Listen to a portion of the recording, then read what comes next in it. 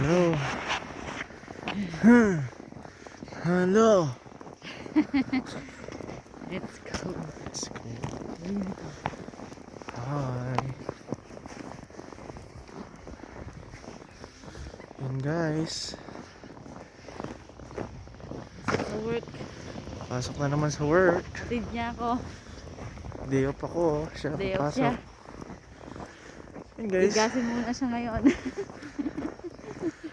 Yan, pag gusto nyo mag-Canada, dapat malapit lang yung bahay na kukunin nyo. Wala. Lakad lang. Walking distance. Walking distance kasi pag sasakyan, mahal. O, may insurance every month. So yun, pag gusto nyo Canada kayo, malapit lang ang bahay. Okay? Para lakad-lakad lang. Exercise. Dad, swipe up ko nga. Dad. Peace.